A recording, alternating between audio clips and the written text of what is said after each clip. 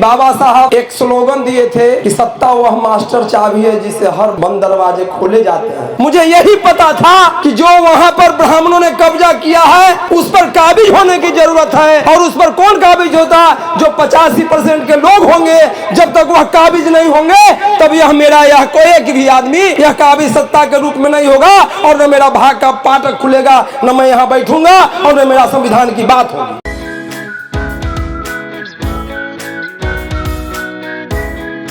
इन लोग के टोला में भी जाके मैं इस बात को रखता था। गांव की बात छोड़ दीजिए, और प्रत्येक गांव में जाकर मैंने इस मूल निवासी की बात, बहुजन की बात, संविधान की बात, ललन सिंह की बात, सावित्रीबाई फूले की बात, उनका जीवनी मुझे प्रेरणा कांसीराम साहब से मिला। और इस बात को जब गांव-गांव में बहुजन न्याय की बात करना शुरू किया, मुझे पागल कहा गया। मैं एमए करने के बाद एलएस कॉलेज से जब आया गांव में तो मुझे कहता कि ज्यादा ये पढ़ल लिखल है, ये पूरे पागल हो गया, ये नौकरी के फेर में क्यों नहीं जाता है। लेकिन साथियों, मुझे उस दिन भी याद है कि बाबा साहब एक स्लोगन दिए थे कि सत्ता वह मास्टर चाबी है जिससे हर बंद दरवाजे खोले जाते हैं। मुझे यही पता था कि जो वहां पर ब्राह्मणों ने कब्जा किया है उस पर काबिज होने की जरूरत है। और उस पर कौन काबिज होता? जो 85% के लोग होंगे। जब तक वह काबिज नहीं होंगे तब यह मेरा यह कोई भी आदमी यह काबिज सत्ता के रूप में नहीं होगा और न मेरा भाग का फाटक खुलेगा, न मैं यहाँ बैठूंगा और न मेरा संविधान की बात होगी। लेकिन मैं जितने भी मूल निवासी पदाधिकारी के मैं आग्रह करूंगा कि आप पहले अपने पदाधिकारी को कर्जलाइट करना है, शिक्षित करना है, प्रशिक्षित करना है। और प्रशिक्षण के माध्यम से हम कितना प्रशिक्षित कैडर के लोग हैं जो कम से कम बंद दरवाजे में मानवर साहब ने ब्लैक बोर्ड लगाकर और पूछे 85% के हिसाब से बताते थे कि ब्राह्मण 3.5% कैसे राज कर रहा है, वह खोल खोल के बताते थे। तो इसमें से चुनना पड़ेगा कि इसमें से कैडर कराने वाले कितने लोग हैं जो कम से कम 8 दिन का कैडर क्लास पटना में चले, मुजफ्फरपुर में चले, वैशाली में चले, 4 जोन में बांटकर कैडराइज क्लास करने की जरूरत है।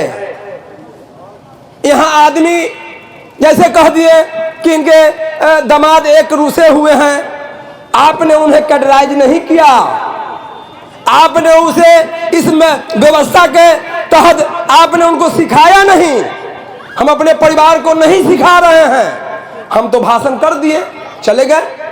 लेकिन इसमें से हमको चुनना पड़ेगा प्रशिक्षक। प्रशिक्षक चुनकर शिवजी बाबू जानते हैं, हम लोग के साथ काम कैले हैं। हम लोग काम करते थे, कैडर क्लास कराते थे। बहन के मैंने 2 आदमी चुनना है उसको, जैसे आप लोग को पता होगा जूली बौद्ध जो हैं वो हमारी पोती नतनी है। और इस तरह से आपको महिला में आप लोग अभी क्या चल रहा है, अभी शिव चर्चा कसों का चल रहा है। मैं कहता हूं कि आप जो ये पर्व जो करते हैं,